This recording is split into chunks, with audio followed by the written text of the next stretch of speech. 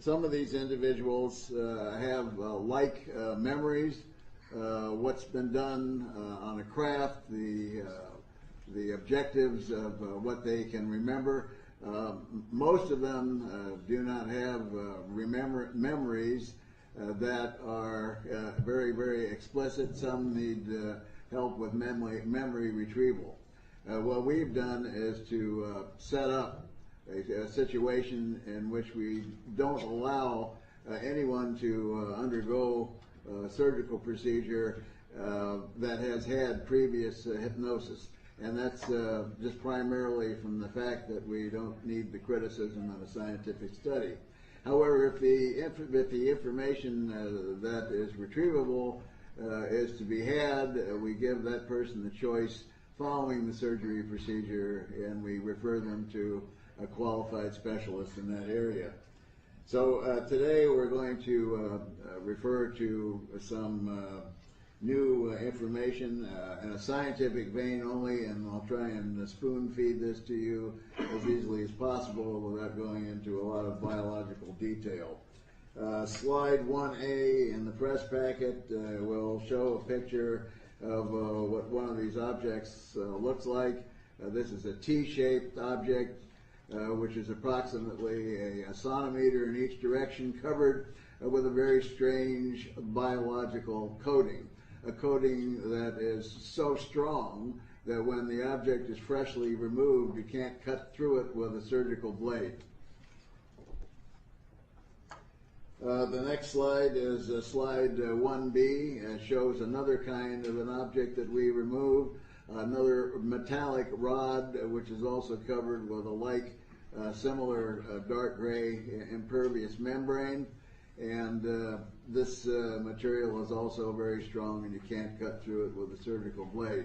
We have, at the present time, with our 15 surgeries, we have approximately 7 of these objects in which you could line them up on a surgical drape. You would not be able to tell one from the other. Next, we'll refer you to slide 2.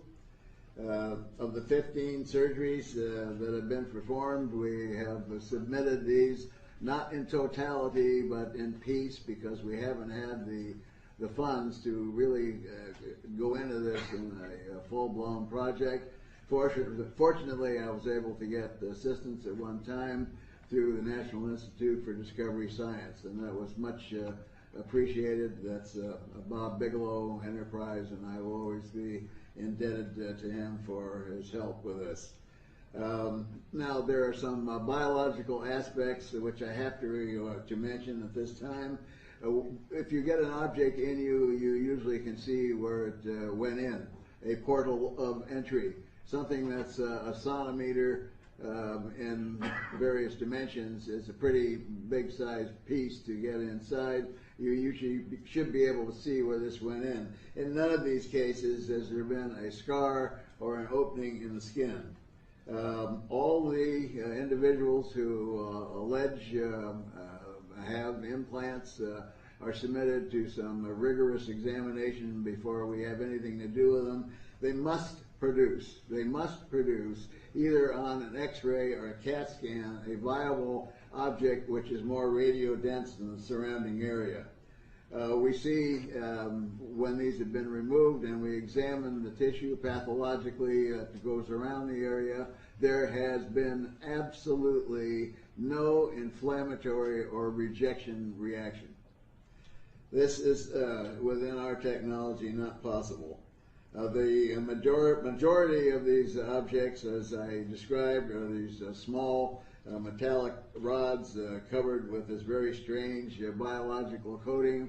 And quite recently, we found out that, I hope you're all sitting down, that this biological coating seems to be growing from the metallic structure within. We believe that this biological tissue serves as a barrier so that the body does not reject the object or cause inflammation to occur. And as you can see, if we had the funds to back engineer this and find out how this works, it would be a tremendous boon to medical science, as we could wrap a transplant organ, a pin, a screw, or something of that nature, put it into the body, and the individual would no longer have to take immunosuppressive drugs for the rest of their lives. Refer you now to slide 3, and unfortunately we can't do much with this one because there's a small segment, about 30 seconds, of one of the surgical procedures that was performed. We were going to show that to you, but unfortunately we weren't able to get that facility set up.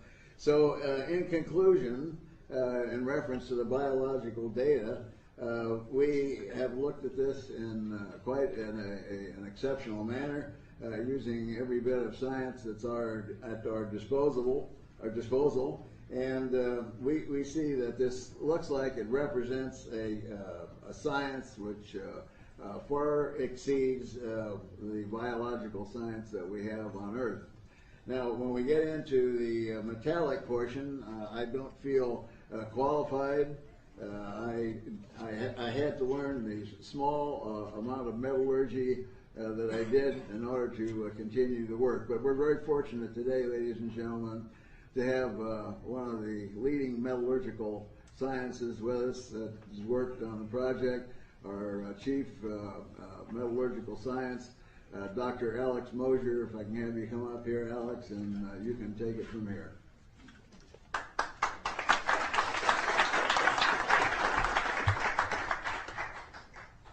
Well, my background first, just to let you know, is I've got a PhD in physical chemistry. I've got a lot of strength in analytical instrumentation analysis, materials analysis. I've designed and built my own instruments from Raman to haze meters and the like. So we had a number of analyses performed, both within, while the sample was within the body, and also outside. Now, I'm going to refer you to the PowerPoint presentation that well, kind of looks like this. It's got, I think, this is black and white, but it has a 2 PowerPoint slides per page, and we're starting off at slide 9, and that should be in the press kit. Also, let me apologize. The press kit I produced some really awful images. I printed them out on a photographic printer, and they didn't seem to come out, I think, because of contrast issues. I was planning to show them with a projector.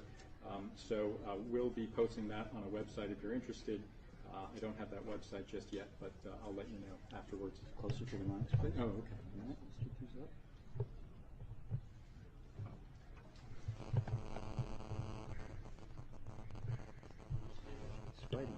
Oh, I see the problem. No problem. I can get a little closer. Okay. So if we refer to slide 10, we can see the summary of the analysis performed. First in vivo, that was a radio frequency for determination of electromagnetic emission, X-ray for object verification, just as Dr. Lair had said, and CAT scan for object location.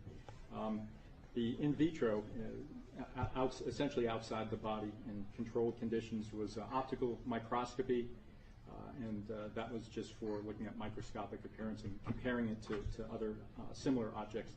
And also SEM EDX, which is scanning electron microscopy, so we can look at nanoscaled structures. And also coupled with that is EDX, which is energy dispersive X-ray fluorescence spectroscopy. And that's just for elemental analysis down to the sub% range. We also did Raman, which looks at the vibrational modes of either molecules or crystals, and that's for chemical determination, and also ICP MS, which is inductively coupled plasma mass spectrometry for elemental and hopefully isotopic analysis. So if we go to the next slide, slide 11, it just shows the results for the electromagnetic analysis. And from a Gauss meter, we saw that the magnetic strength was between 5 and 10 milligauss. And with a few different radio frequency analyzers, we could see that there were radio frequency emissions around the 14.7 megahertz range, and also in the gigahertz range at 17.6 gigahertz.